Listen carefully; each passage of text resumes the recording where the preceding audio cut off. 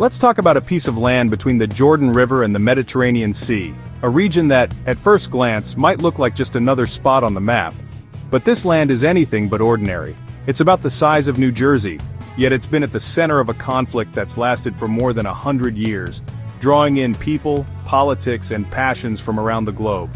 For both Palestinians and Israelis, this land is far more than just soil and borders. It's the heart of their history, the foundation of their culture, and the core of their identity. Every street, every olive tree, every stone has meaning. For Jewish people, this is the biblical land of Israel, their ancestral homeland, where their stories, faith, and traditions began thousands of years ago. It's the site of their holiest places, deeply woven into their collective memory. Even during centuries of exile, Jews around the world prayed to return here, holding on to the hope of safety and belonging after facing persecution and displacement in many lands. For Palestinians, this land is known as Palestine. Their families have lived here for generations, building cities, farming the land, and creating a vibrant culture that's deeply rooted in these hills and valleys. Jerusalem in particular is sacred to both peoples. It's home to the Western Wall, the Al-Aqsa Mosque, and the Dome of the Rock, sites that draw millions of pilgrims and hold immense spiritual significance. When two peoples claim the same home, it's not just a property dispute, it's about existence, dignity, and the right to shape their own future. The stakes are deeply personal and national at the same time. Imagine two families arriving at the same house, each carrying their own stories, memories, and dreams, each convinced that this is where they truly belong. Neither side is willing to walk away because for both, giving up means losing a part of themselves. This fundamental clash over belonging, identity, and history is what fuels the conflict, making compromise so difficult. And that's why, even after decades, the world keeps watching, hoping for peace, but witnessing a struggle that's about so much more than just land.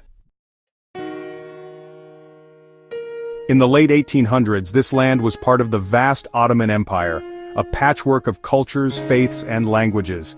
Here, Arab Muslims, Christians, and a small but ancient Jewish community lived side by side, each with their own traditions and ways of life.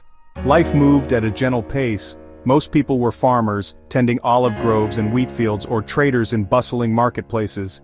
The Ottoman rulers were distant, and local communities managed their own affairs, often cooperating with neighbors of different backgrounds. Meanwhile, far away in Europe, Jewish communities faced waves of brutal persecution, pogroms, discrimination, and violence. These hardships fueled the rise of Zionism, a new movement calling for a safe Jewish homeland in Palestine, the land of their ancestors. Inspired by this vision, Jewish immigrants began arriving in small numbers. They bought land, often from absentee landlords, and started building new lives, establishing farms, schools, and entire communities from scratch. After World War I, the Ottoman Empire collapsed. The British took control, promising independence to Arabs and a national home to Jews, essentially double-booking the same land and setting the stage for future conflict. As Jewish immigration increased, local Arabs grew anxious. They feared losing their land, their livelihoods, and their majority status in a place their families had called home for generations. Tensions simmered, then boiled over. Protests erupted, sometimes turning violent, as both communities struggled to protect their futures. The British, caught in the middle, tried to limit Jewish immigration, especially as desperate refugees fled the horrors of the Holocaust. This angered Jews who saw Palestine as their only hope. The situation became a pressure cooker, with fear, hope, and resentment building on all sides. By the 1940s, the British were overwhelmed, unable to keep the peace or satisfy either side, and increasingly desperate to find a way out. The seeds of today's conflict were firmly planted as communities grew more divided and trust faded away. Two peoples, two promises, one land, each with deep roots and dreams for the future. And as history would show, there was no easy way out of this tangled web. By 1947, Britain handed the problem to the United Nations. The UN proposed splitting the land into two states, one Jewish, one Arab, with Jerusalem as an international city. Jewish leaders accepted, Arab leaders and Palestinians rejected, seeing it as a foreign carve-up. In 1948, Israel declared independence. The next day, 5 Arab armies invaded. Israel survived and expanded beyond the UN plan. For Israelis, it was independence. For Palestinians, it was the Nakba, the catastrophe. Over 700,000 Palestinians fled or were expelled, becoming refugees in neighboring countries. They expected to return in weeks. Generations later, they're still waiting. The war redrew the map and hardened divisions, refugee camps became permanent, the conflict's wounds deepened, and the question of return remains unresolved. After 1948, Israel, Jordan, and Egypt each controlled different parts of the land, but peace remained elusive. The region simmered with tension, as borders were drawn and redrawn, and communities lived in uncertainty. By 1967, these tensions reached a breaking point, and the world watched anxiously as the situation escalated. Israel launched a preemptive strike, catching its neighbors off guard and winning the Six-Day War in just under a week. The speed and scale of the victory shocked the world and changed the map of the Middle East overnight. Israel captured the West Bank, Gaza, East Jerusalem, the Sinai Peninsula, and the Golan Heights, territories that would become central to the conflict for decades to come. Suddenly, Israel found itself ruling over 1 million Palestinians, who now lived under a new military administration. Daily life changed overnight for these communities. The occupation began. Military control, checkpoints, and daily restrictions for Palestinians became the new normal. Movement was limited, and uncertainty became a constant companion. Israeli settlements soon followed, with hundreds of thousands moving into the West Bank and East Jerusalem. New neighborhoods sprang up, altering the landscape and deepening divisions. Most of the world calls these settlements illegal under international law. Israel disagrees, insisting on its historical and security claims. The debate continues in global forums and on the ground. The settlements, with their expanding borders and security barriers, make a future Palestinian state look increasingly impossible to many observers. The occupation has lasted for decades, shaping every aspect of Palestinian life, from education and work to family and freedom of movement. For Palestinians, it's a daily reality, one that affects every routine, every hope, and every generation. For Israelis, it's about security, history, and the memory of past conflicts. The sense of threat and the desire for safety shape national policy and personal lives. The conflict's next chapter was set, with both peoples facing an uncertain future and the world still searching for answers.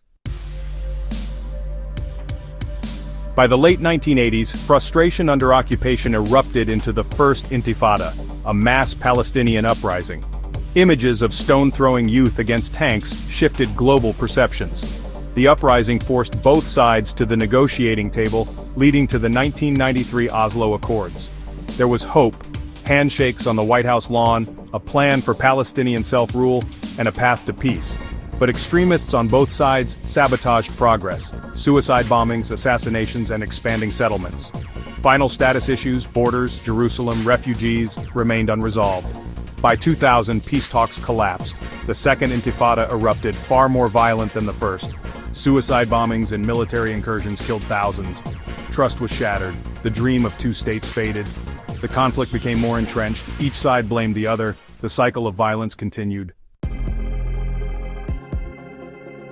In 2005, Israel withdrew from Gaza, hoping to improve security.